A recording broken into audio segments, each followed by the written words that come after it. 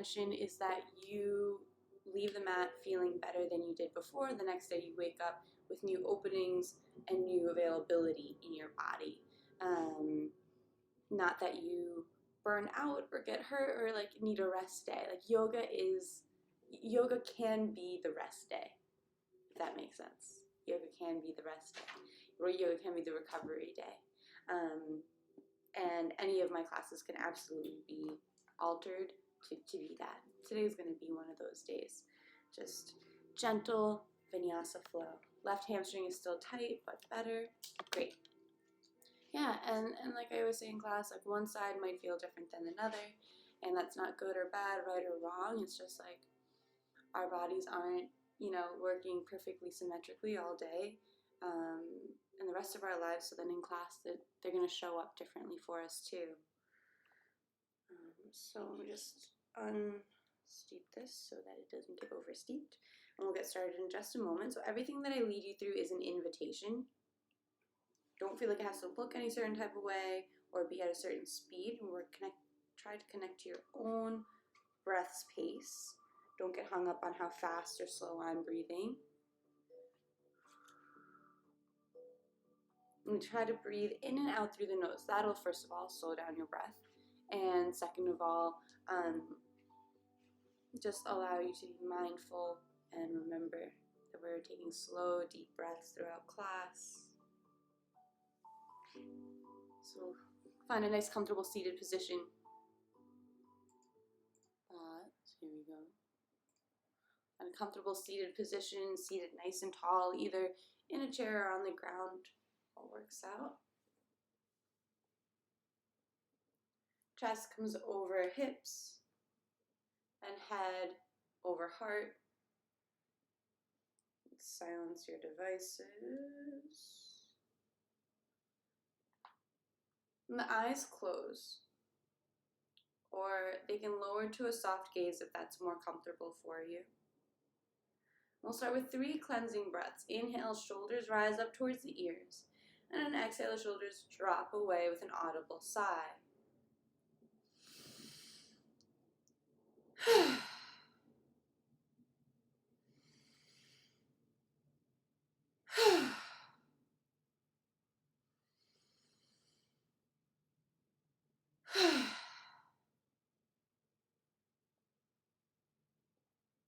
Allow the breath to continue in and out through the nose if that's available.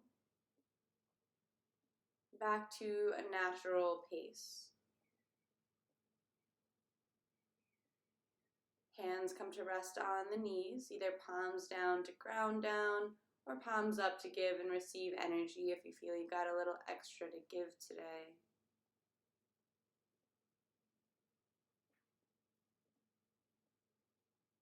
We'll just take a moment here to arrive. Let go of everything that came before and everything that's to come up after. Become present to yourself here in this moment. Here in this space. Allowing sounds into your awareness.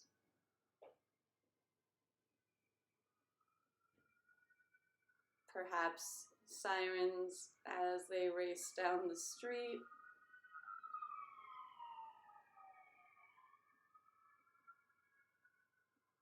Or birds singing out your window.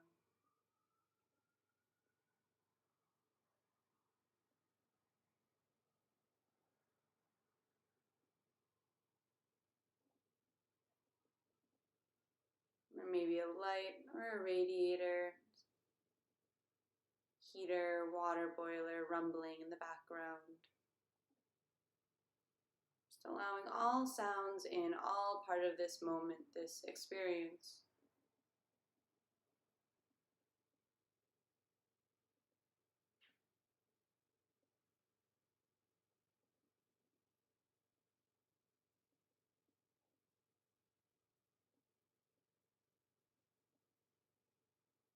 Notice the temperature of the air on your skin.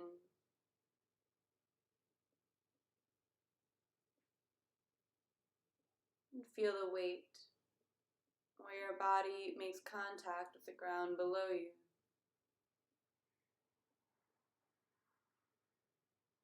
The weight of your hands on your knees. And begin to scan the body from head down towards toes, checking in for any places of tightness or sensitivity.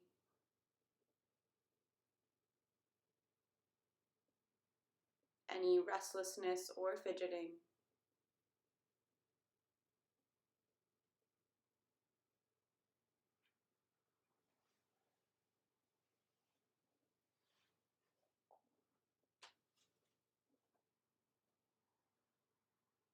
Just taking note to work into these spaces that call out for your attention here throughout our practice today.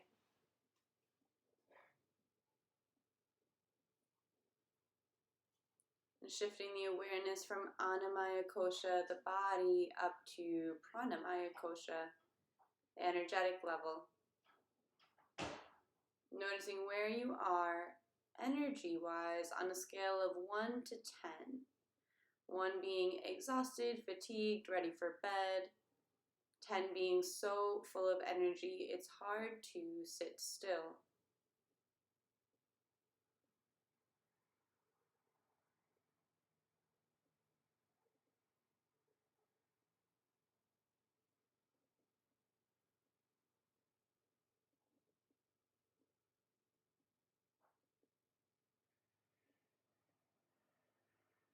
Shifting the attention up to the breath.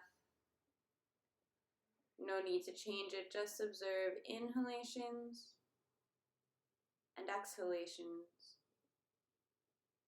and whatever space in between.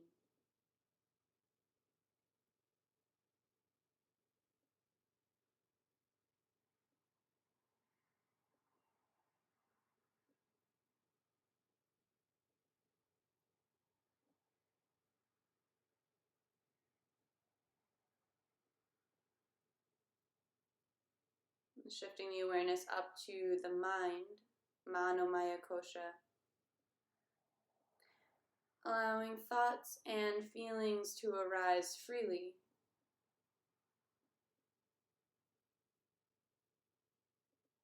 And observing them from a distance. No need to engage, like an image being projected onto a screen. The storyline continues without our direct participation.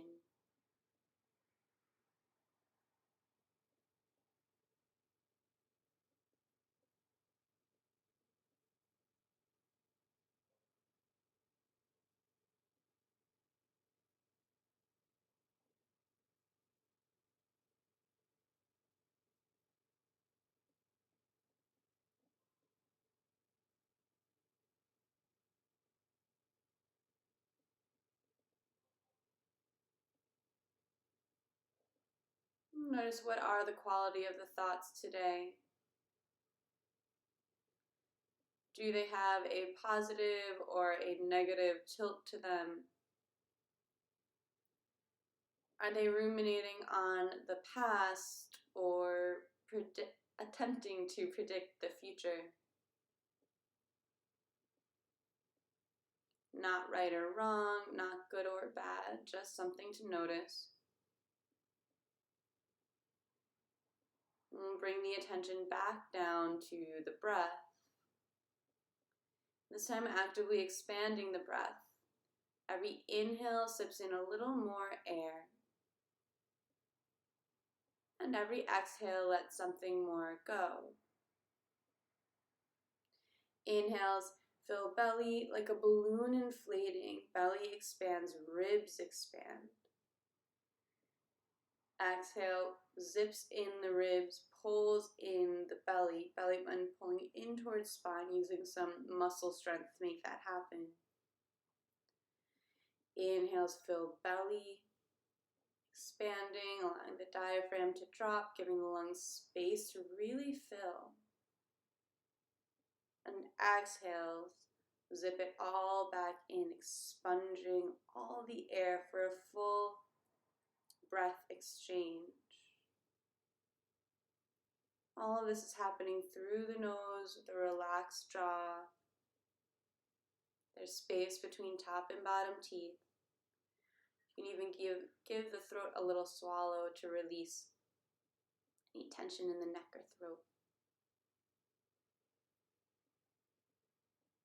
Slow, deep breaths, and we'll start with our equal parts pranayama, our equal parts breathing. So your next inhale, beginning to count in your head, counting upwards, 2, 3, 4, and so on, until you get to the very tip top of your breath. Whatever number you land on, when you have no space for even another sip of air in, hold on to that number and exhale to the same count, the same beat, the same number. So inhaling for 10, exhaling for 10, whatever the number might be.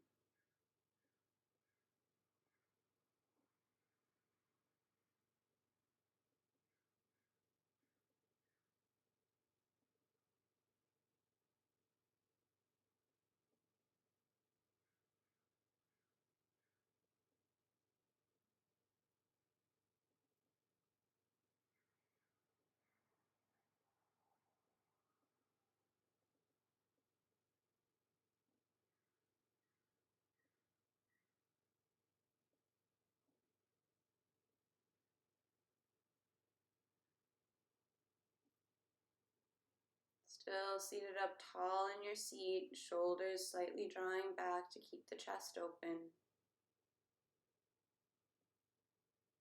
And if the mind wanders, bring it back to the breath, back to the counting.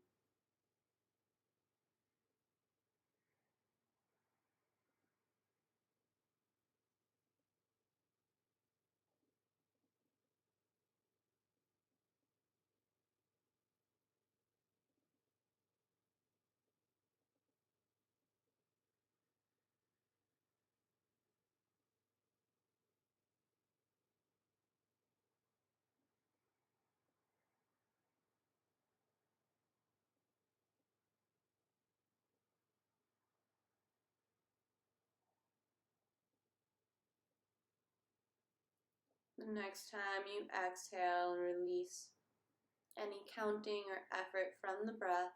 No rush to get there. Return to a natural breath's pace.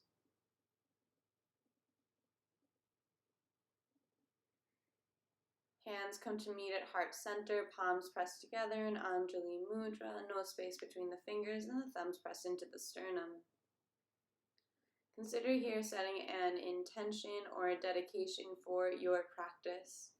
It might be the intention, the sankalpa that you've been working with all year, or something new might inspire you. It can be your reason for showing up to the mat today, or it can be something you're trying to cultivate in your life or in yourself. So I find like character or personality traits are a great intention to have. And you just want to state it in the positive and the affirmative present tense. So it might sound like, I flow through life with ease and grace. Or, I am the possibility of presence and compassion. Or, I am patient.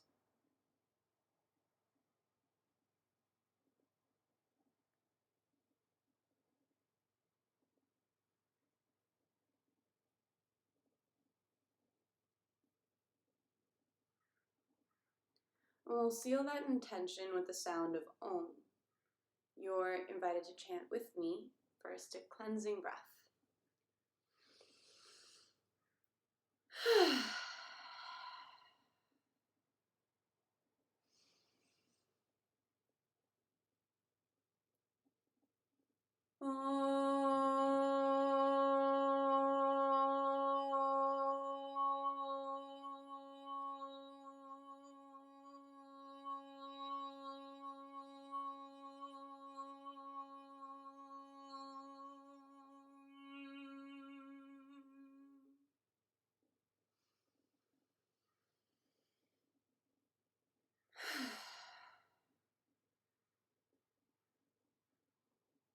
allow your hands to release down to your lap, chin drops towards chest. And on an inhale, right ear rolls over towards right shoulder. Exhaling, chin to chest. And left ear towards left shoulder. Good morning, Bodhi. Welcome, welcome.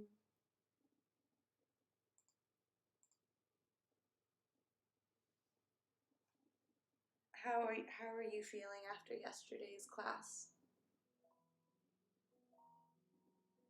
So we're just beginning to open up space in the upper back and the muscles that connect the head to the shoulders, trapezius muscles. As the head comes back through center, we'll bring it up to neutral and begin to roll the shoulders forward. And to warm up the scapula, shoulder blades, the space in between.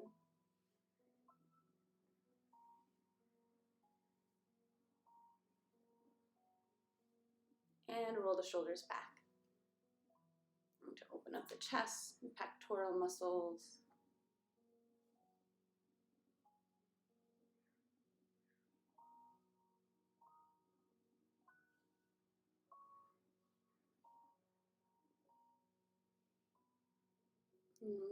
Work on some neck resiliency here. I'm just turning so you can see better, but you can stay facing forward. I'm going to lead with the nose, chin tucks towards chest. The nose is reaching down, down, and then forward, all the way up and back, until the chin tucks back towards chest. Shoulders stay relaxed, whole body's relaxed, but seated up tall with good posture. As we take these nose dive circles, slow and smooth, aiming to really reach the very edge of your range of motion and still breathing the whole time, no holding the breath.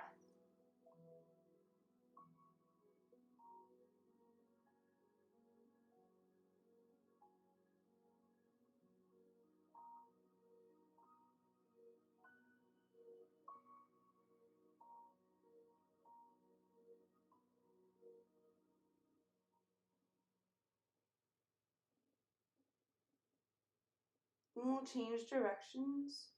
Chin tucks in towards chest, it pulls back, back, back, until we're looking up. And the chin is reaching forward, until it can't go any further, and then it scoops down.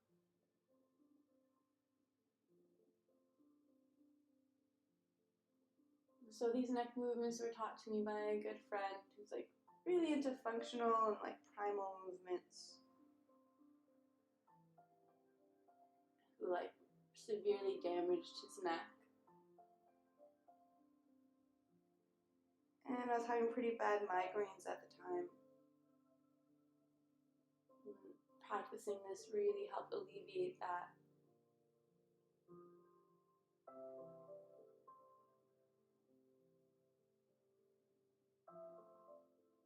Bring it back to center. Just allow ear to drop side to side. I feel good. My shoulders were a little sore, trying to keep my arms straight. I was doing a lot of tightening or engaging. Okay. I'm gonna do some, I was feeling some shoulder stuff today, so I might do some from this, right? So we'll do some of the opposite movement for the shoulders today. All right. And then we'll inhale, arms sweep up overhead. Exhale. Bend it over to the right. Inhale back up through center. And exhale left. And next time you sweep over to the right, we'll just sweep in front. Left arm leads, right arm follows with a big swoop. Just got 3 in this direction. There's no wrong way of doing this. There's no name for it at all. It's kind of like a little dance movement, but I feel like it really helps open up some of the spaces between my vertebra and spine that I wouldn't get to in more like structured movements. So we're we're going to change sides and sweep over to the left. Right hand leads as it sweeps in front and left arm follows.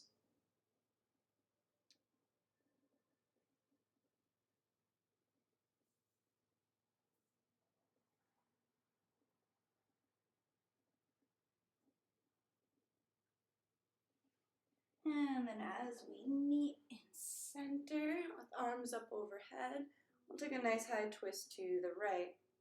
Left hand lands on right knee, right hand lands on the ground close to your lower back. And seated up nice and tall, we twist right. Inhale back up through center. And exhale left. Following the breath here, in to rise. And out to twist. It doesn't have to be your deepest twist of your life or anything like that. It's just the first few twists of class. Just waking up the spine to this motion, to this movement. Just got once more to each side, connecting the speed of your body to the length of your breath. So exhales, bring out the air in the twist. Inhales, bring you back up through center, reaching tall.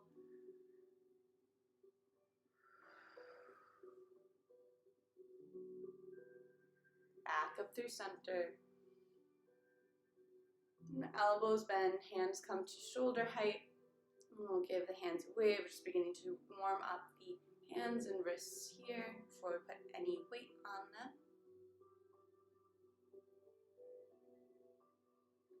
Then palms face down, fingers wiggle from side to side.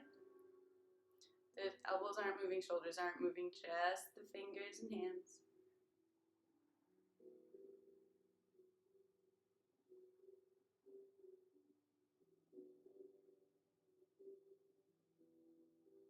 Palms flip towards the sky as if the backs of the fingers are going to touch the forearm. Fingers spread wide and we rotate. Actively pressing back through my hands.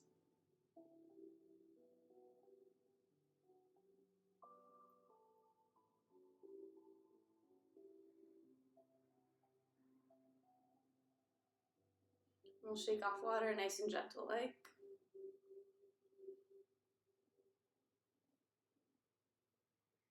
Three, two, one.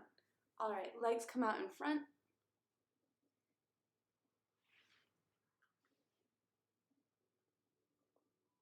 Spread and scrunch the toes.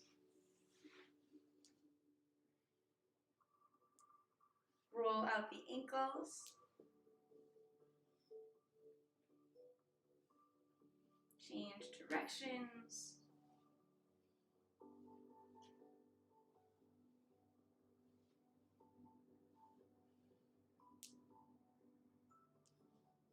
And then bend in the knees. Feet come nice and wide and just drop the knees side to side. So my legs are far enough away that the knee can touch down to the ground. It's not landing on top of the other leg. And I'm just letting my hips kind of get warmed up here.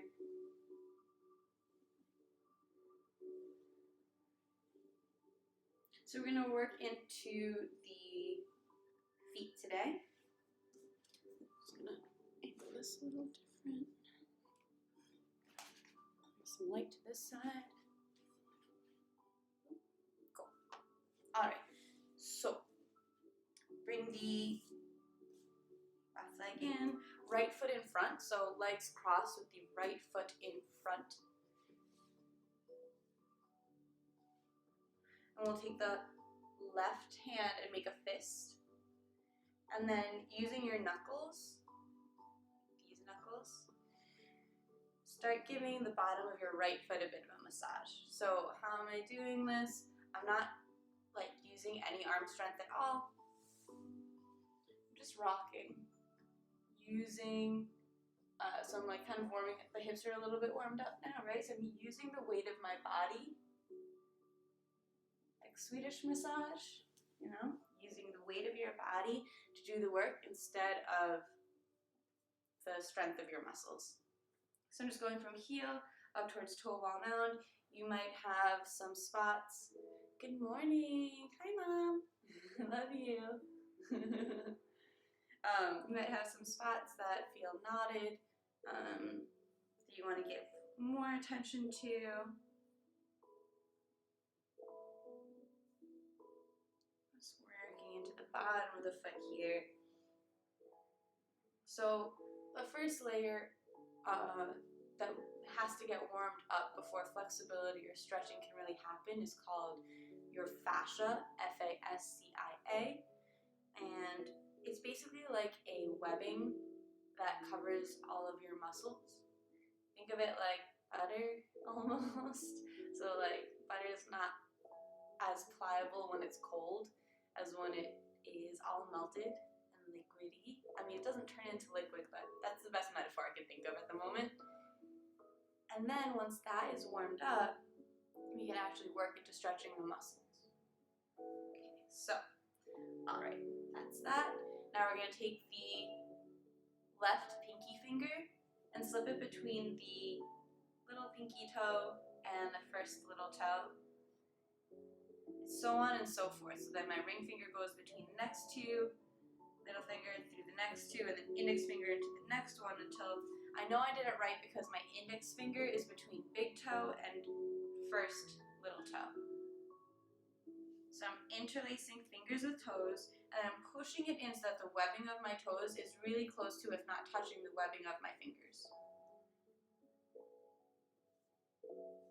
Right hand comes underneath the leg, doesn't matter how much. And then roll out the ankle here. So my foot is completely relaxed and neutral.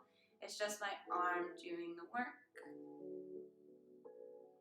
If it feels uncomfortable, that's okay. We're here to practice discomfort, change directions of the rotation. So we're like undoing all the shoe wearing. That we do.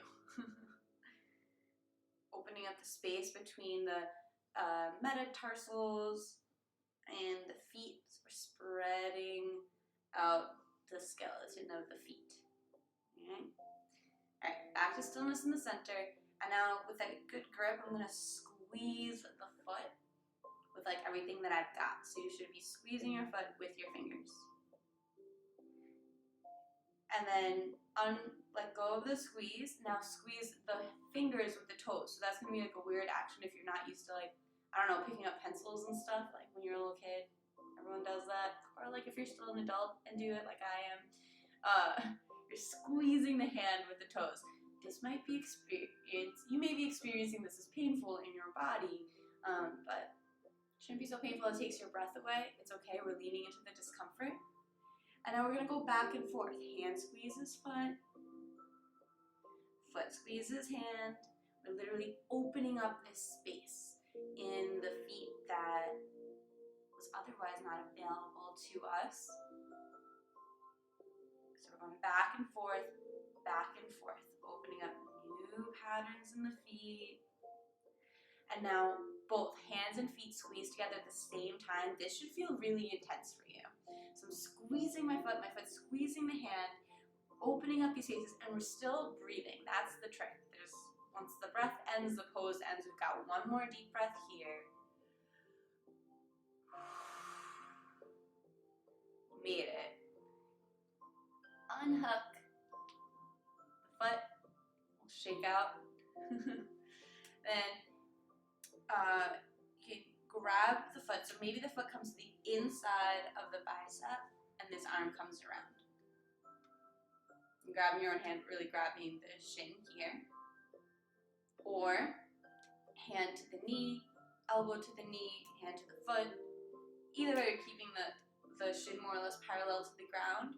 Or we're going to give it a little rock side to side. If this bottom leg has to come out to make that possible, go for it. It's not like more advanced or less advanced or anything like that.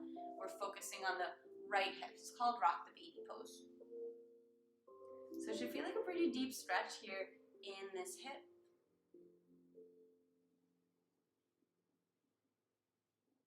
You feel any like sticky points? You just want to like take a little breath there.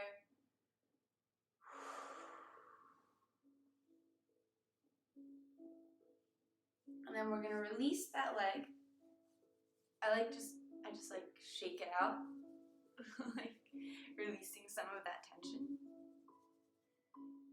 All right, I'm like just very hot tea sipping mood. Okay, so I have this right leg extended out. Let's just take advantage of that right now by pressing the, okay, so the right leg is out. Let's bring it out to the side with the left foot on the inside of the right thigh. Left hand comes down. And then I'm going to drop the toes towards the long end of the mat and lift through the hip to come up to a modified plank pose. So I'm pressing through the pinky side edge of this foot, my shoulders just above my wrist, hands stacked on top of each other. I'm pressing up through this hip, up through the rib cage. If this is feeling really unbalanced for you, rotate the foot back. So now I'm on my toe. Can you see? I'm on my toes, straight back. And then you might bring this foot in a little bit more. So you should feel a bit of a side stretch. You can even pull the arm up overhead. So now I'm reaching through the fingertips, pressing through the pinky side edge, just opening up this whole right side body. Now we got 2 deep breaths here.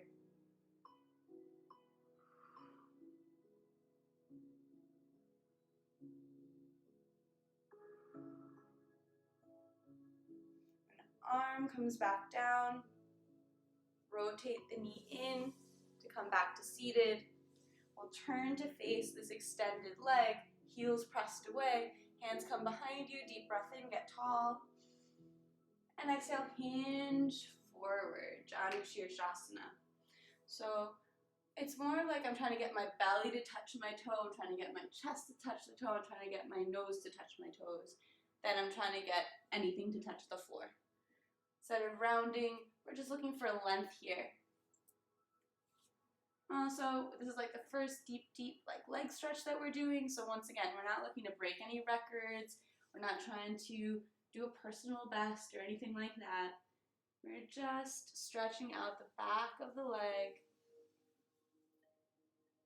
Trying to keep the shoulders even. So usually what will happen here, or what I see happen here, is the right shoulder's dipping down, left shoulder's popping up so that your right hand can reach the foot, which is not the goal. It doesn't really matter if it reaches or not. So instead, even if it means you have to let go, drop the shoulder, drop the left shoulder so that the shoulders are the same distance from the ground. We just got one last breath here.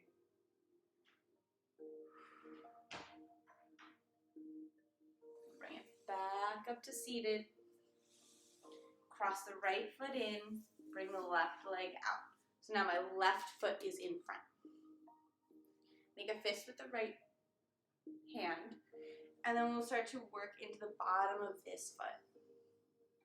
So using my knuckles and the weight of my body to go forward and back, starting to work into the bottom of the foot. Warming up that fascia, right, that connective tissue. Kind of locating any spots. So this was like really in the beginning of quarantine when everybody was home and barefoot all of a sudden for 24/7. I had lots of people reaching out about the foot problems that they were having or noticing arising because their feet weren't used to doing all of this work.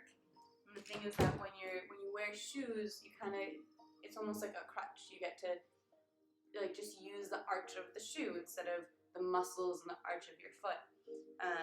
There's an elevation to it. It changes the whole way that you walk and stand and all of that. So now suddenly you're walking around barefoot, your ankles have to do a lot more stabilizing work, etc., etc. So this was kind of like the little sequence that I went through with them so that their feet could get accustomed to a more natural, barefoot, strength-based existence, if you will. Cool. So, all right. A little bit more love there. And then taking the right hand, starting with the pinky finger, slip it between the little pinky toe and the next little toe.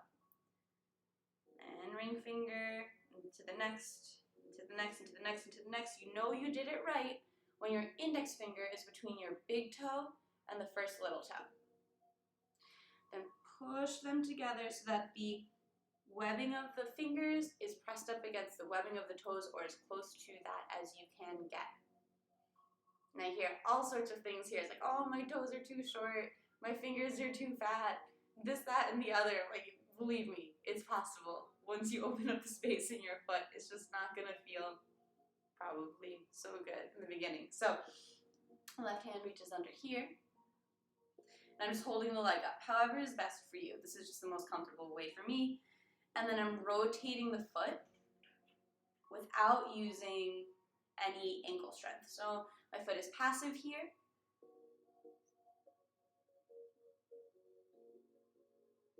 Change directions. Any clicking or cracking or grinding that you're feeling in your ankle or wherever else. It's not, good or bad or anything like that. It's just something to notice. Bilateral comparison, like we're not comparing our bodies to one another, to other people. We're comparing our right leg to our left leg. We're comparing our left shoulder to our right shoulder. That way you can just see where the imbalances are in your body. And we can work to bring those closer to symmetrical so that our bodies don't have to compensate for the imbalances off the mat. That makes sense. Okay. If that makes sense, I should say.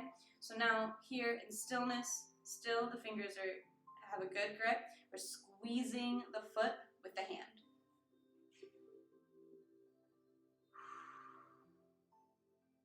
Then we'll squeeze the hand with the foot. Still, we're breathing fully, even in the pressure and the intensity of the pose, of the movement. We're switching back and forth, squeezing hand and foot, squeezing foot and hand.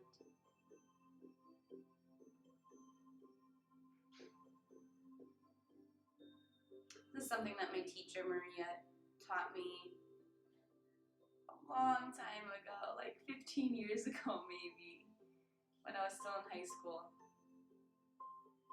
And I complained the entire time. It's amazing she didn't kick me out of class. I would complain about balancing poses, about any pose that hurt. It's so funny. Now there's such like yoga etiquette nowadays, like what you're expected to and not to do inside a yoga classroom, but back then it was like the Wild West. So we're going back and forth, and now we're gonna squeeze both hand and foot together. So I'm squeezing as tight as I can, like intensity level, like 8 or a 9 on a scale of like how intense this is. It's not taking my breath away, not about to black out, but wow, is this intense?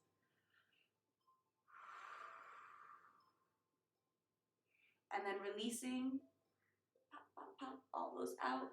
Little shake of the foot, little shake of the hand. And then we're coming into rock the baby pose. So grabbing the foot, or maybe the foot comes to, if it comes to the bicep, it's going to be easy for you to bend the elbow around and bring the other elbow around. This left elbow should pretty easily be able to go around the knee anyway. So this might be on the forearm, or it might be in the hand. That's cool too. Just seat it up more or less, nice and tall, to the best of your ability. And now we're just rotating side to side, rock the baby pose, working into this whole hip area. And the bottom leg needs to extend to make this so, but then it's invited to do that, that's fine. That just feels more stable for me. Either variation is just great. Once again, once you find like a sticking point where it feels like we have to slow down like through quicksand, then it's just like, okay, there's probably an edge there. So when I say edge, I mean like that's the edge of your range of motion. And that's what we're just pushing those edges a little further when we gain flexibility. So breathing into that edge.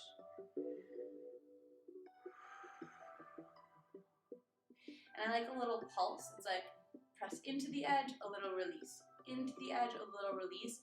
I'm not pressing past and back to the edge. I'm backing off and pressing up, right? So we're learning boundaries within our own bodies as well here.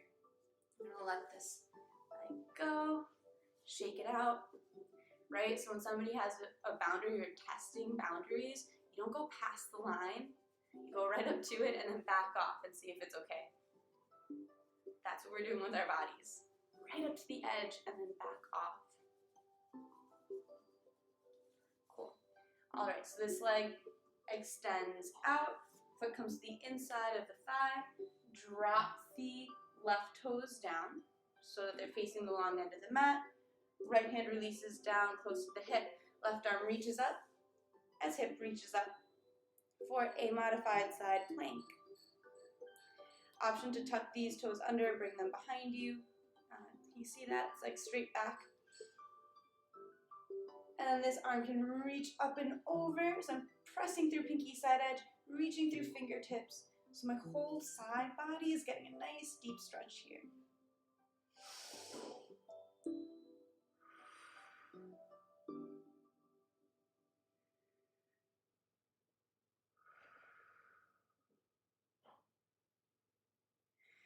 Then we'll pivot the foot back in, come down to seated, chest faces this extended leg. Right foot still pressed into left thigh, knees pressed away. Hands come down by your side, deep breath in, get tall. And exhale, hinge forward, belly, chest, head. Giving this left leg a nice deep stretch. Doesn't matter where the hands go, it doesn't matter if they reach the foot or the calf, the thigh, they can even go on the floor. The marker for progression in this posture, Janu Shirshasana, is more, is your chest at your knee? This way so you can see. So it's not how far can your hands reach. And like I said, shoulders are square. The left shoulder is not dipping down, right shoulder is not popping up. Same distance.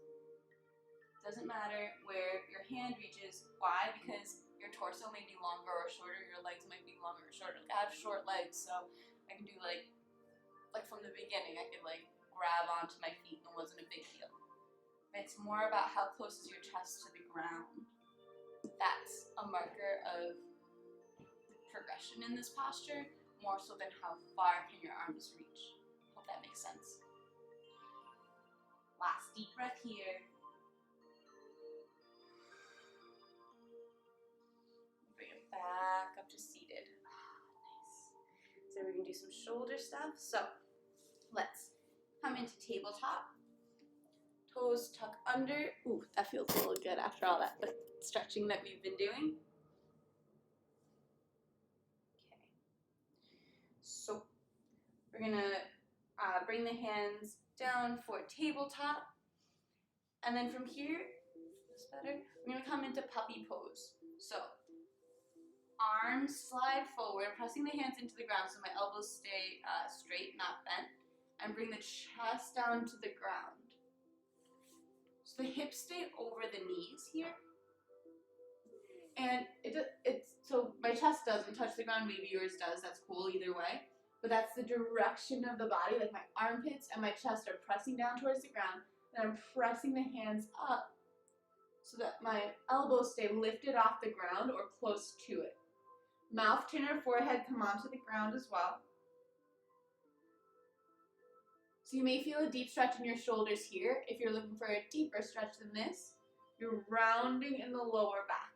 So upper back is like cow pose, dipping down, shoulder, like armpits are touching, pressing towards the ground, but lower back is like cat pose, trying to round.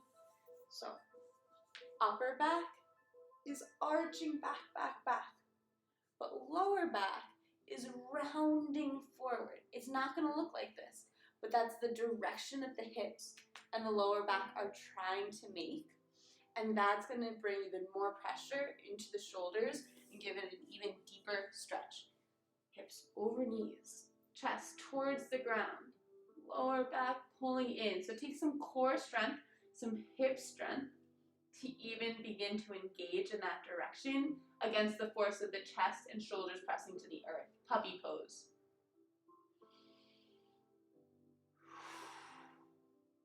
One more deep breath here.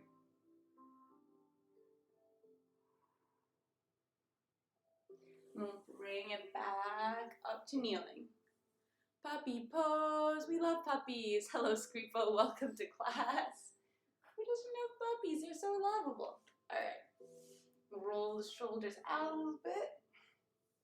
Let's give the shoulders an opposite stretch. Hands reach back behind you. Fingers interlace like you're holding your own hand. If this is not available to you, you can grab like a tube sock or a belt or a yoga strap. They have those too. And to close in the gap. Alternately, if you're like, I don't have any of those things right now, you can just like Superman hands, just straight behind you, like you're gonna bring your knuckles together. It's okay, wherever they go. Just don't bring your shoulders forward to make it happen. Pull the shoulders back, squeezing the scapula together, squeezing the shoulder blades together. And if you are back here, you can work towards bringing the palms together. There's always somewhere to be pressing towards, even if your palms don't touch. That's the direction. Knuckles press down towards the feet. Deep breath in. You can actually watch this first, and then I'll lead you into it a second time, so you're not looking at me with this inversion. So we're gonna slowly come down, especially if you're a man or built like a male physique. Your shoulders are heavier than your hips. So let me just put it this way. If you have wider hips than shoulders, this is gonna be a pretty easy movement for you. If your shoulders are heavier than your hips, you might like fall forward and smash your face. So we're gonna go really slow, especially if you're top heavy. Forehead comes onto the ground, and then I'm gonna lift my hips until they're above my knees and roll onto the flat part of my head. So there's a flat part of my head. I'm not going past it. I'm not going before it. I'm stopping right at the flat part. And then the arms reach up towards the sky. Maybe they even reach forward a bit, pending what feels good on your shoulders. And that's called Yoga Mudra pose. All right, so now we'll go into it together. You know what it looks like. You know where we're headed. We're slowly coming down. Belly, chest, forehead. As the hips rise up, you roll onto the top of the head. Finding that flat part, you'll feel it. And then arms reach up towards the sky, lifting. So we're not letting the shoulders sink, we're lifting the shoulders. Maybe the arms come forward. Maybe they're just working towards reaching up towards the sky. You'll know when you start to feel that stretch in the front of your shoulders. And then notice, have you let your palms unkiss? Bring them back together. We're fully breathing here, even in the inversion.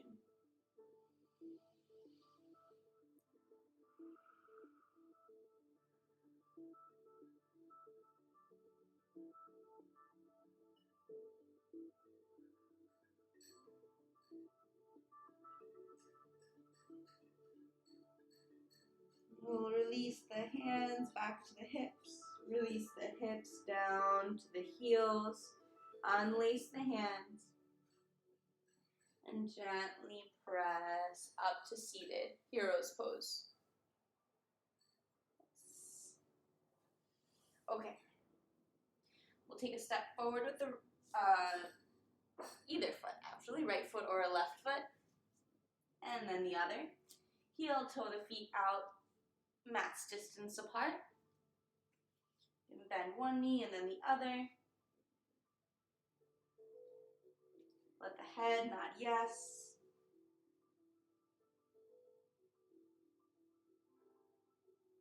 Let it shake no.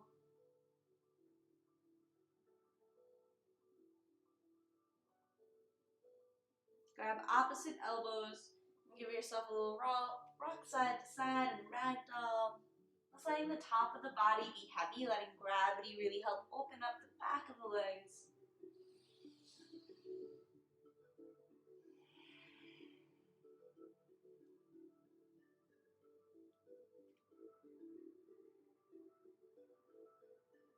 Back to center. Release the hands, heel toe the feet together, big toes come to touch, just a little space between the heels so the ankles don't knock together. Inhale, halfway lift, hands on shins, crown of the head towards the front of the wall, tailbone towards back. Exhale, forward fold. And inhale brings you all the way up to stand, rolling up one vertebra at a time. Heavy head comes up last.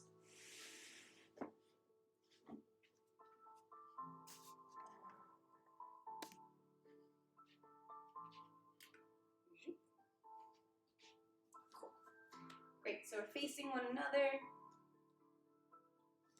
Hands come onto hips. And the right knee bends and floats in towards the chest. Fingers interlace below the knee, and then avoiding the belly, knee pulls in towards that right armpit.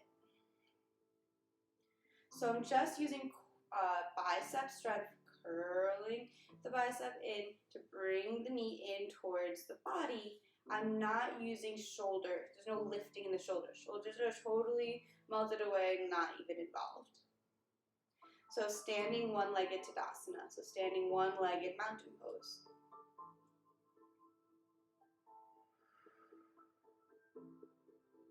Then I'm going to release the knee to parallel to the ground. So you stay facing forward, but I'm just showing you. From knee in, I'm letting the knee come down so that the thigh is parallel to the ground. Left hand comes to the outside of the right thigh, like right behind the knee to hold on. And right arm sweeps open and behind me. So my chest is facing right. Spinal twist. This is just like our reclining spinal twist. Your body's used to being in this position. It's just not used to the directionality. So we just like flipped it from being flat on the ground to adding balance. And still we're breathing fully here.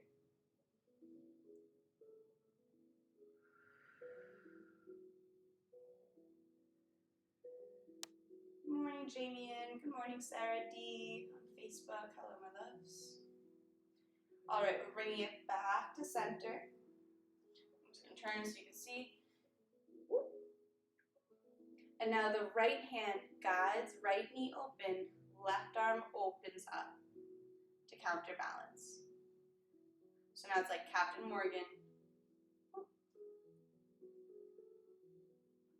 Okay, and my hand is around the back, helping hold this leg up just a little bit. I'm not really like pulling it in or anything. It's just like a little added stability. Deep breath in here. And it's a slow motion side kick. Foot comes back in. And exhale. Extend. So we're strengthening this hip flexor, strengthening this thigh. Just got one more kick here. Bend. Back to center. Leg and arm release down. Deep breath in. Let it go. Weight comes into the right leg, left knee bends and comes in towards the body. I'm just going to turn so you can see what's happening here. Squeezing this knee in towards the chest. My bottom leg is strong. Squeezing the quadricep, squeezing the muscles of the bottom leg, but I'm letting the foot be kind of rearrange the weight. So my feet already naturally know what to do to balance. They hold us up, they let us stand up straight regularly, so there's no need to micromanage that. Strengthening the muscles around that ankle, stabilizing muscles. We're going to use the bicep to bring the knee towards chest. Standing one-legged Tadasana.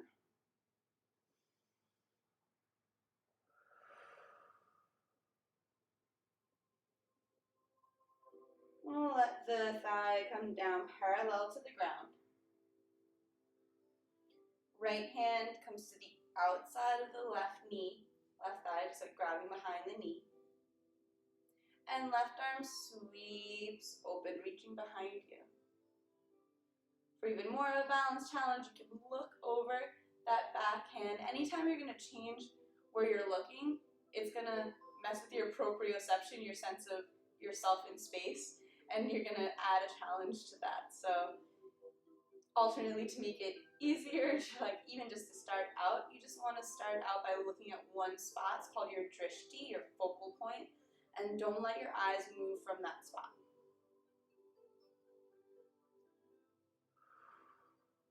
So I'm really pulling my left shoulder back, trying to get my chest perfectly open to that side wall. I'm going to bring it back to center. Just going to turn so you can see what's going on.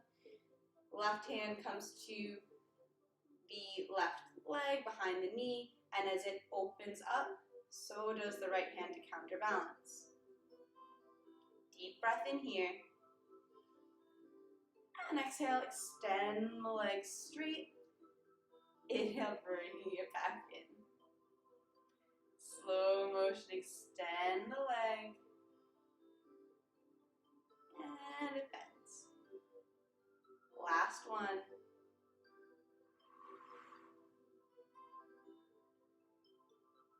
Nice. Bring it back through center. Hand releases down. Leg releases down. Let's take a deep breath here.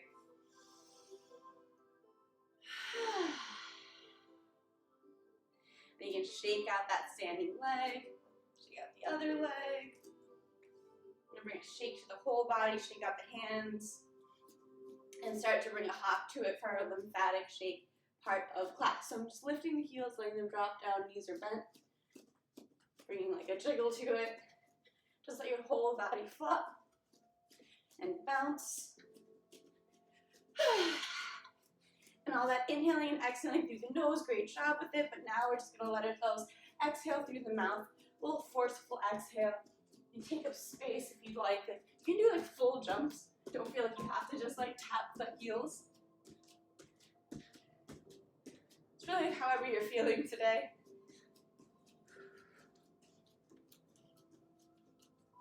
So releasing tension in the body. Just letting the body kind of move. Really no wrong answers.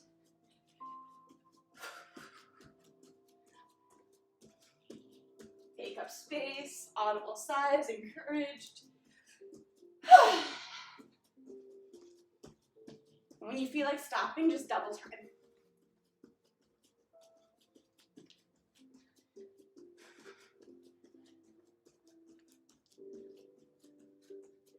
We'll come into our breath of joy. So it's a 4-part breath and it looks like this. Feet nice and wide. On the inhale, arms sweep up. Breathing in through the nose 3 times consecutively with no exhale in between. Looks like. Inhale, arms sweep up. So just the arms sweep up. We're not arching the back. Just arms sweep up. Inhale, arms sweep out. Inhale, arms sweep up. And a big ha through the mouth. Just yell it out as the arms sweep back, bending in the knees like a chair pose. So it looks like in,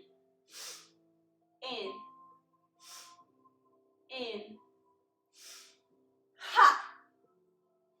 You got 10 of those. In, ha. In, ha.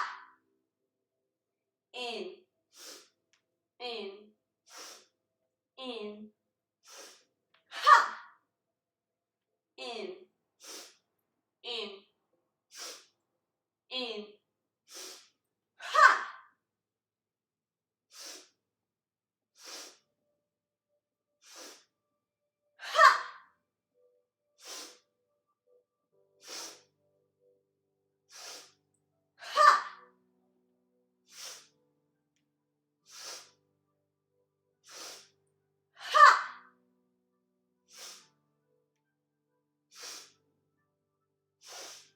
Ha. 3 more. If you haven't joined in yet, here's your chance. Ha!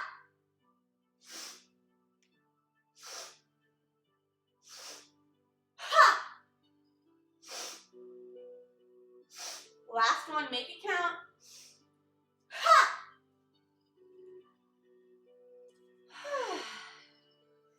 One hand on the belly, one hand on the heart, feet nice and wide, eyes closed.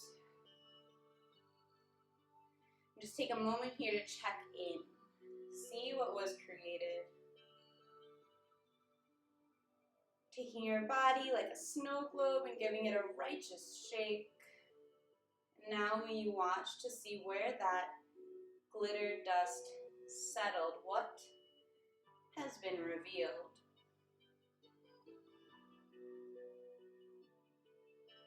Increased heart rate, faster breathing, but what else?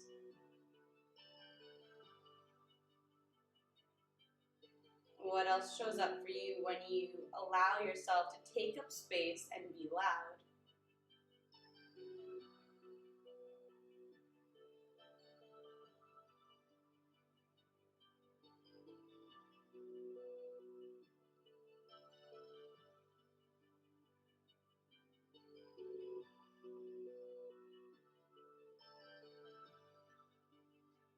Or what shows up in resistance to stop you from fully participating?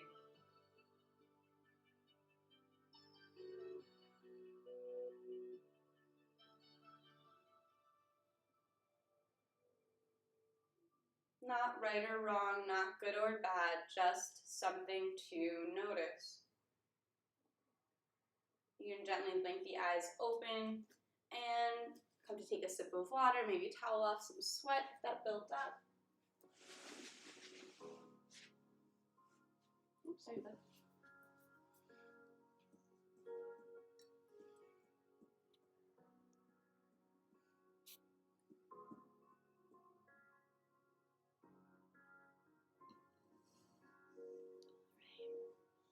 If you are already on the ground, just stay there, we'll meet you. Otherwise, you can come down with me. Inhale, arms sweep up overhead. Exhale, forward fold. Inhale, half lift, hands on shins. And exhale, knees bend deep, deep, deep, so deep that we come to seated. You use your hands so you don't land on your tailbone. Feet come in to meet one another, knees splay open. Baddha Konasana, bound angle pose, making a diamond with the legs. Is it easier for you guys to see this direction? It's better lighting, yeah. Okay. Hands come to grab the ankles. Deep breath in, get tall. And exhale, we hinge forward. Belly, chest, head, reaching forward towards the wall in front.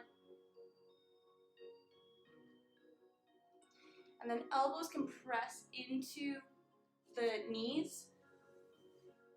So I'm using my ankles as a fulcrum where my hands reach to press the elbows down.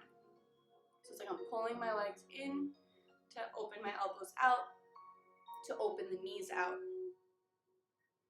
I'm not trying to get my knees to touch the ground or anything, I'm just looking for that edge, right? That little edge, that space where I'm like, okay, there's some resistance in my hips, I'm hitting the edge of my flexibility here. So it's like a little bit back away from the edge on the inhale, and then exhale, press into the edge, right up against that boundary.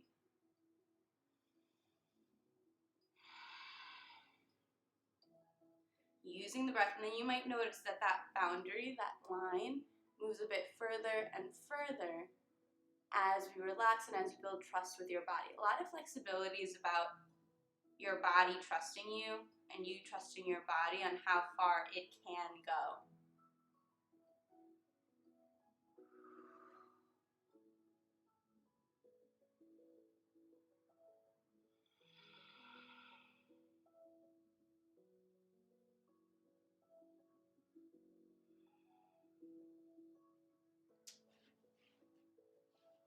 Bring it back up to seated. Bring the knees in. We're going to give it a little roll back. Make sure there's no water bottle or block or anything behind you.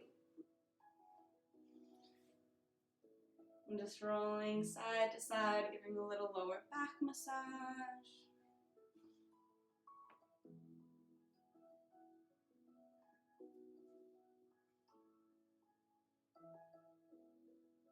And we'll keep the right knee in, let the left leg extend long down the length of the mat. Avoiding the belly, pull the knee in towards the shoulder for our wind relieving pose, proper wind relieving pose. Now you don't have to worry about the balance or anything like that.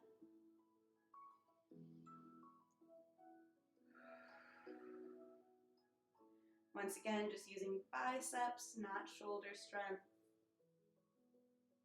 Shoulders totally relaxed, melted away on the ground.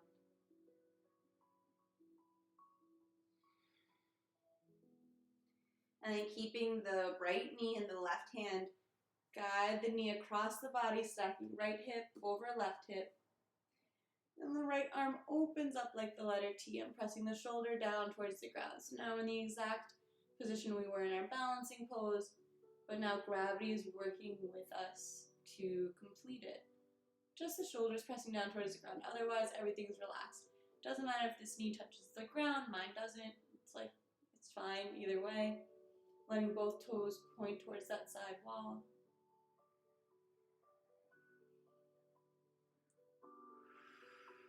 And every exhale is an invitation to relax something, to let something go.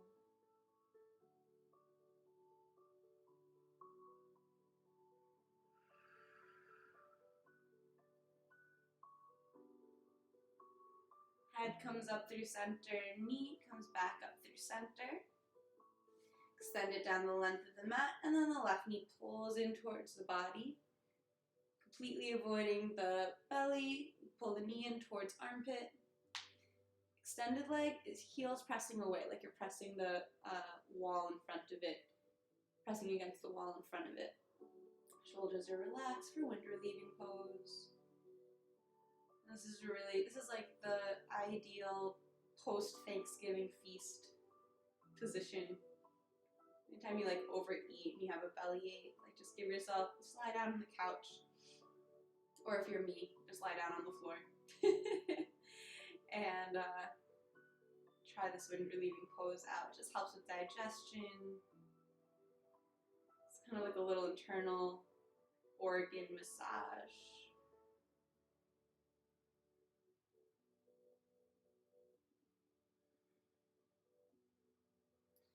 And then right hand holding onto left knee, we cross it over the body to the right, stacking left hip over right hip.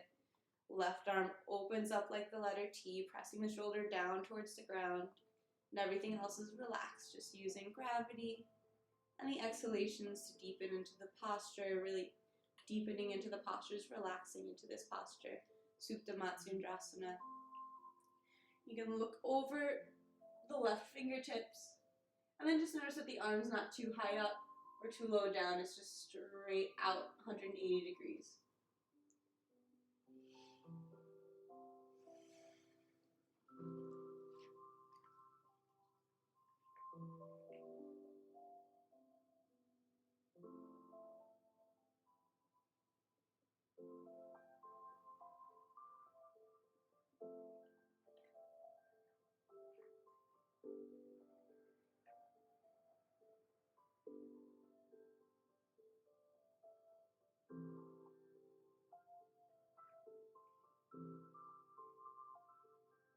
Bring the head up through center, bring the knee up through center, stand the knee down the length of the mat, then both knees bend and come in towards the body.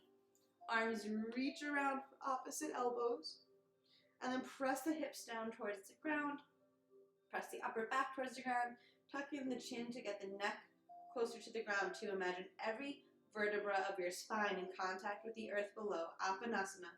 Spine lengthening posture. So we're not rolling around or rocking around. We're trying to flatten the back out onto the ground for 2 deep breaths.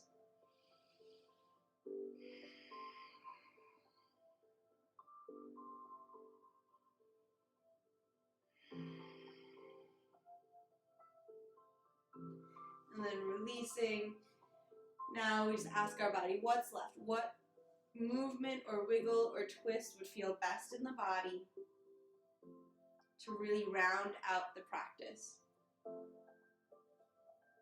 Doesn't have to have a name, doesn't have to look any certain type of way.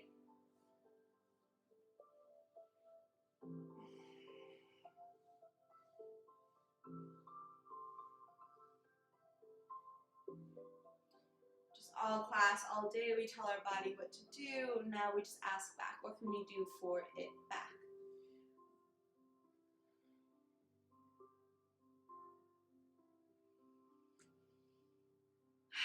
Maybe it's answering just stillness. I'm just ready to sit still. In which case, we'll make our way into Savasana, final relaxation pose.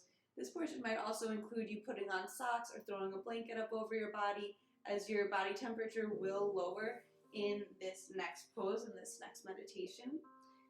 Feet land down the length of the mat, at least a foot apart, legs so relaxed that the knees naturally splay open to the sides. Shoulders tuck under to support the chest, and the arms land palms face up, at least 6 inches from the body.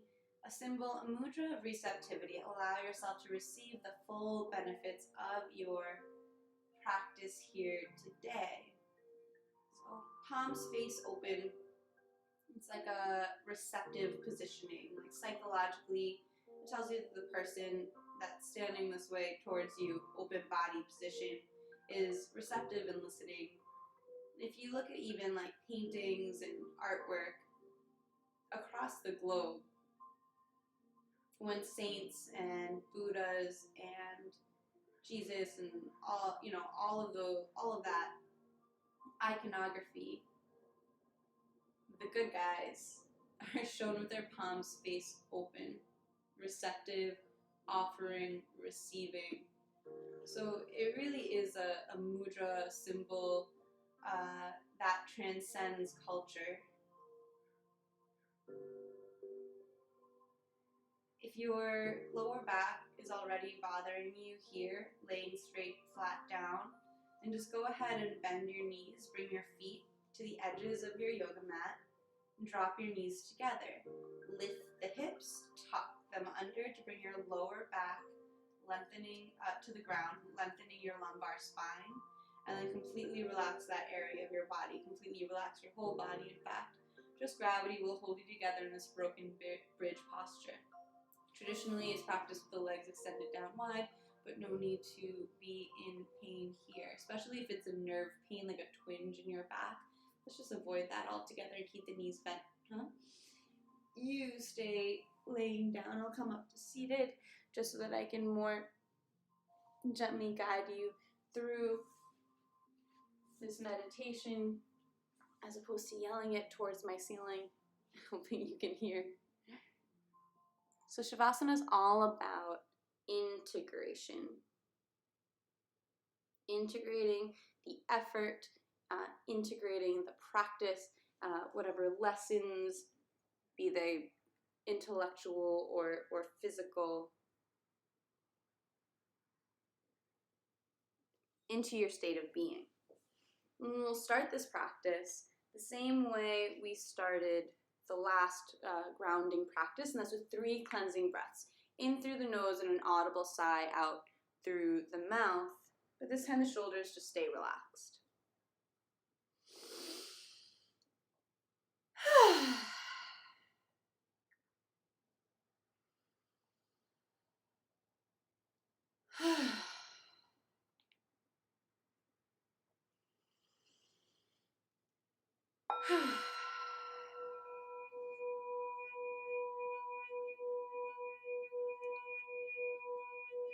And the breathing continues in and out through the nose if that's available. Inviting exhalations to become longer and deeper than your inhalations. Every exhale sinks you deeper and heavier into the ground below you.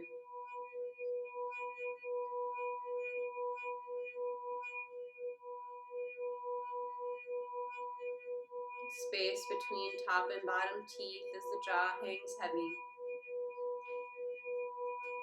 And the tongue falls away from the roof of the mouth.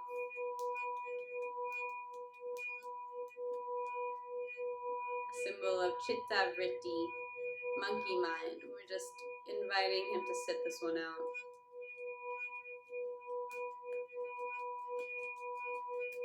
And eyes rest heavy. Space between the eyebrows broadens as all the muscles of the forehead, hairline relax.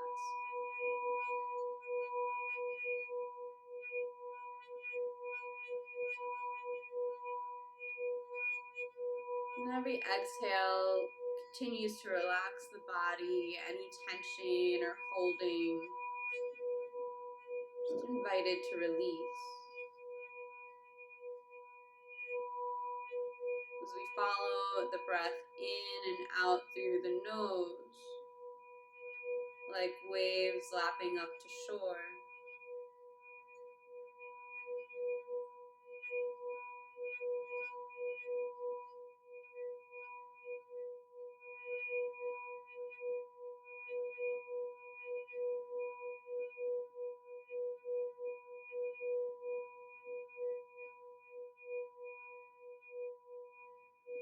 And imagining a bright blue sky, far out at sea, blue ocean,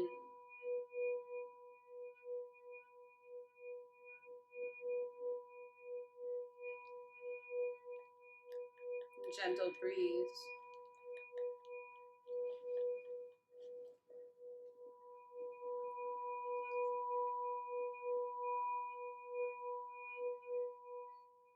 And as the wind picks up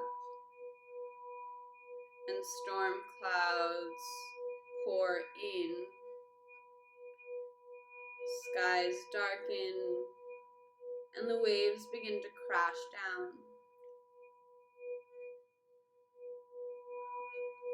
Amidst all the chaos and ocean spray,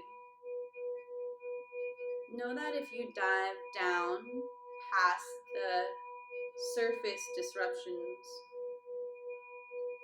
down towards the center, in the depths of the sea, the ocean is undisturbed. Peaceful and life goes on, regardless of what's happening on the surface.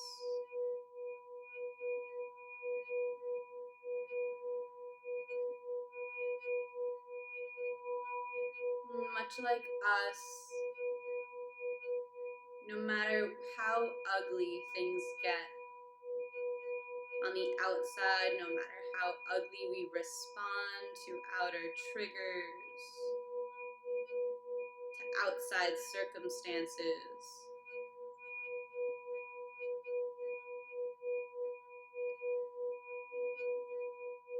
deep down, we are unbroken, undisturbed, perfect, and whole.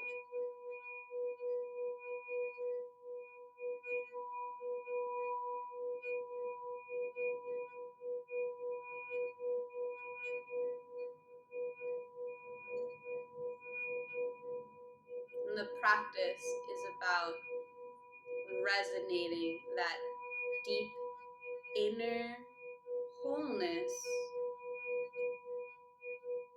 out towards the surface.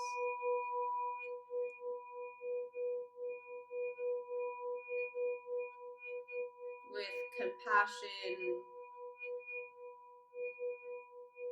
and grace.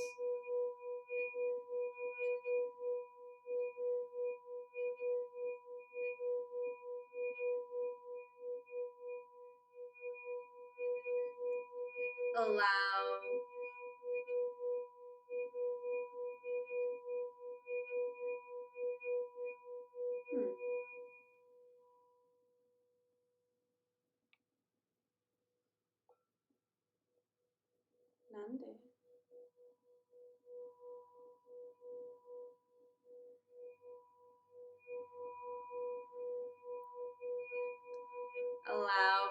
everything that did and did not happen in class today. And know that in yoga, practice makes practice. Nothing more and nothing less.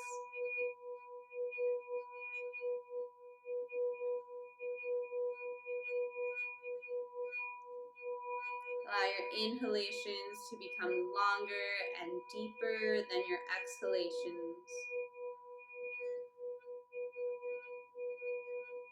As fingers begin to wiggle and toes begin to curl, every inhale replaces that feeling of heaviness with a feeling of openness and expansion. Head can gently rock side to side.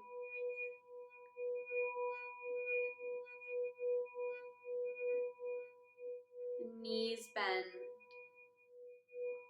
Arms reach up overhead for a full body stretch. Rolling over to whichever side feels natural. Landing in a fetal position. You can use that bottom arm as a pillow. Fully released and fully supported by the ground below you. Bring to mind any intention or dedication you set for class today. Or take this opportunity to set one now.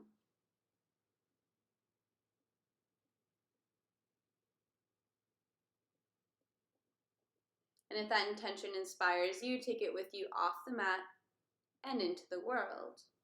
Allow it to affect you and the people around you for the rest of your day.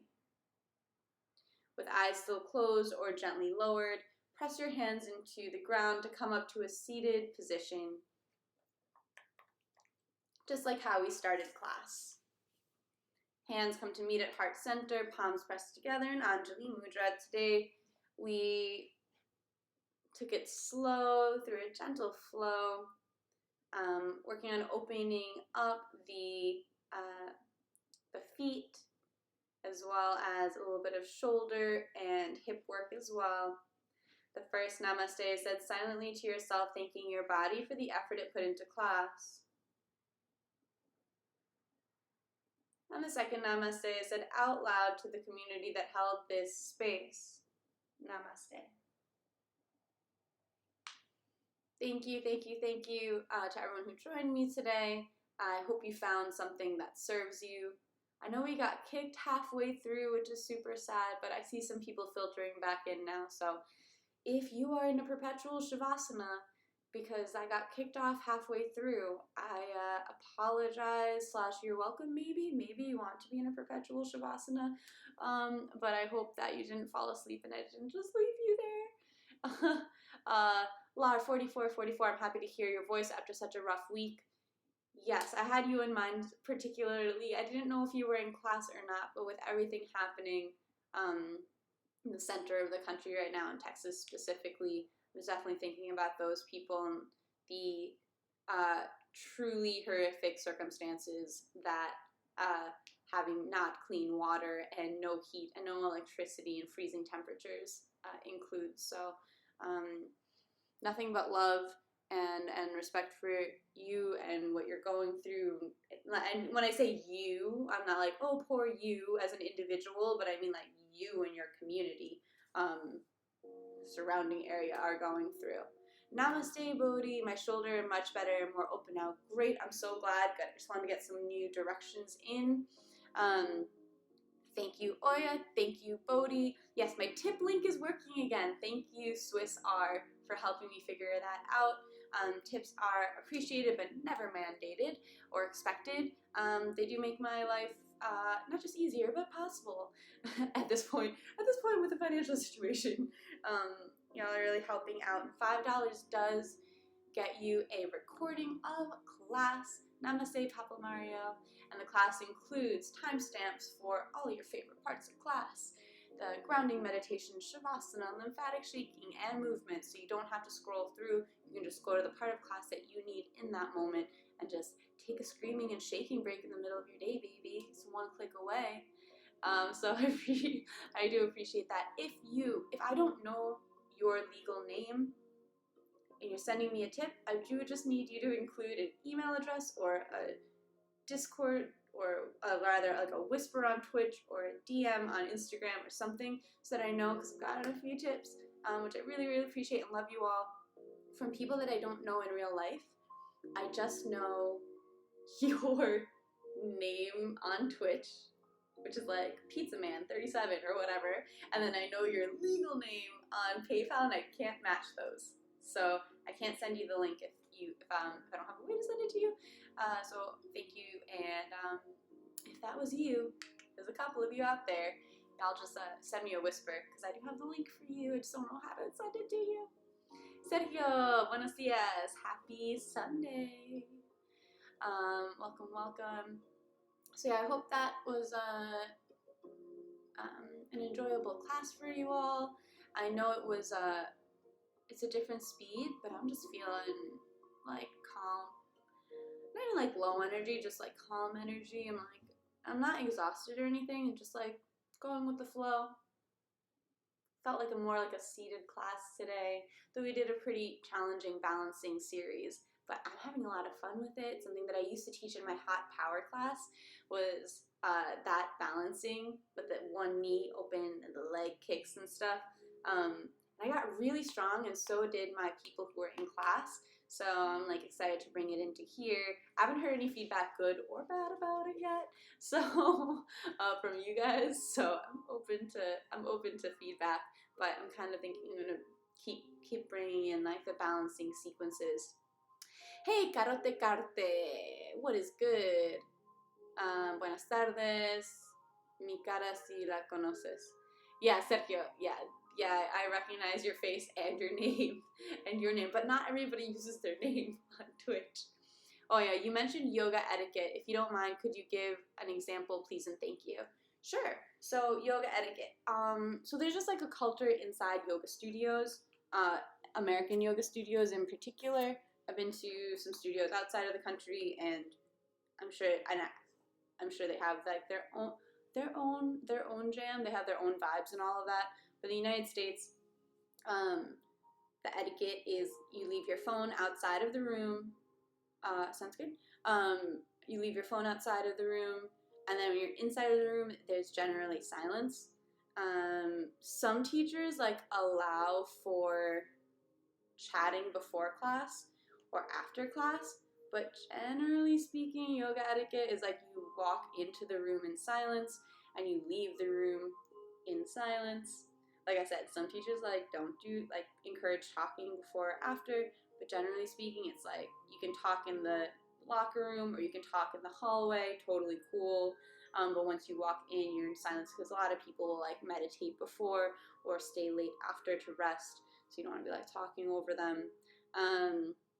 And generally speaking, this is not for all classes. Like I've always encouraged like questions in the middle of class, or like people like being like, yeah, I did it. Like that's just my personality. Like I feel comfortable, and like if the teacher feels comfortable, generally so do most of the people in the class. But generally, like you don't talk during class. So unless the instructor asks you something, there's like it's silence. Like you're just in your space, because the idea generally is like, unless it's partner yoga or something, there's just you on your mat and you're hearing the teacher, and like yes, energetically you're contributing to the people around you, and they're contributing to you, to your experience, but not verbally.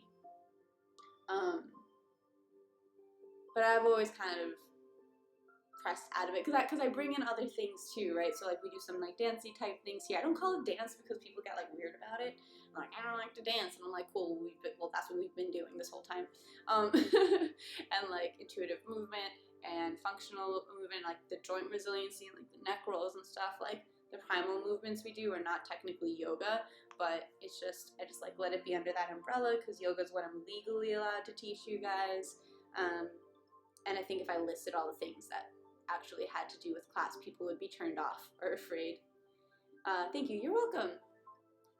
Yeah, other yoga etiquette things, generally it's like you don't leave the room once you come in. So try to go to the bathroom before, because like leaving and entering the room is like really disruptive to the energy in the room.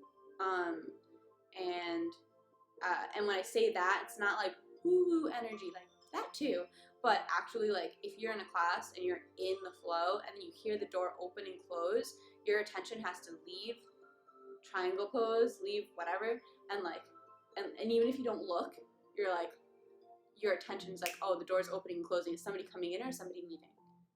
So energetically, you just like took it out of your practice and onto this exterior thing. Or like, why are they leaving? Like, are they leaving because they're getting sick, or do they just go to the bathroom? It's like the whole like we're trying to get away from that monkey mind and just like be in this container, like the safe space, which is the yoga mat, which is the yoga studio. And so entering and leaving the room. That's the thing with like lateness too. Like, if you're on time, you're late, basically, because you want to be in the room before class starts to settle down and kind of like calm your energy down before like the class starts. Because if you're walking in as like during the beginning grounding, it's that like constant like. That's why I started doing the pay attention, like allow sounds in, and just let it be part of the experience. Because I don't know, you guys know me. I mean, I would definitely I let people come into my class late all the time, so I didn't encourage it at all. But it was really disruptive to the other people who are already there on time or early, to have the door like constantly open and close, open and close. So I always taught hot yoga or warm, heated yoga, so the door has to stay closed. And also just closing the door just like creates a nice like safe space in general. So it would be less disruptive to the people inside. It's like, okay, listen in. Like, you may be hearing, like for me, there's always sirens. I live in the city. There's always like sirens and traffic. But back in the studio, it would be like the person next to you breathing, the sound of fluorescent lights, the sound of the door opening and closing. Like, notice how you want to see who's opening and closing the door, and just remind yourself that you don't have to look. Like, trust me, and I'm telling you, it doesn't matter who's going in and out through the door because you're safe. So that was a practice inside the studio. Not to mention the people walking in and out are like, oh, now she's bringing attention to the fact that I'm walking in late. Like, so I would never name anybody, and everyone's eyes are closed, so I'd never put anyone on blast or anything. But now we're all listening to you set up late. So I did encourage people to start showing up a little earlier. Yeah. I think there's other stuff too, but like just wiping down like props. I mean, now after with COVID and shit, like forget about it. I don't even know if people are going to be able to share props or whatever. It's a whole new world. But like wiping down props after, like not leaving a puddle of sweat around your mat. Things like that. I could keep going, but I'm going to stop because it's just making me sad, because I'm just missing like real studio space. That's all stuff we don't have to worry about here at all, you know, like you guys are all welcome to come in late or whenever you want, and it doesn't actually like disturb anybody. You know, like you don't have to like sneak into twitch.tv/3eyed tiger. You just like show up and like none the wiser, you know, or even on Facebook or whatever. So yeah, it's like a pretty different world. I mean, you're just using your own blocks and your own mat, and you can sweat and just leave it if you want because it's your own house. And it's also not that hot. Although I imagine a bunch of you are practicing in a heated room because it's winter. But does that count? Is it still colder? I don't know. Great class today. Thank you. I'm glad you enjoyed it. Yeah, I just wanted to keep it kind of like low key. I really didn't want to stand up, but I was just feeling like staying super grounded on the floor. But I knew that I wanted to do Breath of Joy no matter what, because even though I didn't feel like it today, I really didn't feel like it. I was like, I'm committed to doing this at least through March, like Breath of Joy every day, just to see what it kind of like, what kind of shows up in my life. And also I've gotten a lot of feedback from you guys that you like it. So I'm like, all right, we might as well do some, if we're standing up, we might as well work on balance. Wow, I love that. Turning to see who comes in the door can be such an instinctive action, but hearing you say you're safe sounds very comforting. Thank you. Yeah, that was my intention, just because, yeah, we're holding space for one another virtually right now. But if we were in the same room, I'm the only one with my eyes open. Like, that's also why I give the option of, like, you can keep your eyes open if you want, just like a soft gaze in Savasana or in grounding positions. Like, I don't want anyone to, like, feel triggered that they have to close their eyes or they're doing it wrong if they're not. But the invitation and, like, the suggestion is to close your eyes. Why? Because we're, like, starting to build trust with one another. Like, you're trusting me that I'm not going to let anything bad happen to your body when your eyes are closed. And I'm starting to trust you that you're not going to put your body in a position or a movement that's going to hurt you. So I'm trusting you that you're not going to hurt your own body, and you're trusting me that I'm not going to let any external harm. So I'll take care of the external harm. I'm holding the space, keeping it safe. You're taking care of the internal harm and practicing that communication to make sure that this is truly the embodiment of a safe space in all senses of that term. So I love teaching yoga. It's like such a nice relationship. Like, I loved Framingham. I loved walking around and, like, I don't know, just like recognizing people from the studio and just being like, yeah, we're like part of the same like tribe. You know what I'm saying? Like, I don't know, sweating with other people. It's a vibe. It's a vibe, you guys. Survive. All right, I'm gonna start crying. I'm like very emotional, so just gonna stop talking about Framingham and yoga classes. Yeah, we're good. Anyway, well, we do miss you, even though you don't miss the snow. I miss you guys too. I really do. And it's all good. We're all on our own life paths. Are you getting homesick with a smiley face? Rude. I'm not getting homesick. I've been missing Framingham for a long time. Yeah, okay, well, you guys are just joining together against me right now. It's a hard sell, I'm not gonna lie. Everyone's Instagram stories of the winter is definitely a hard sell for me. I'll tell you this, I'm here in California at least until September because I'm not about to break my lease. I'm getting the safety deposit back, baby. Oh yes, I am. So, good luck. Even if I think Mystic is teaching some in-person classes.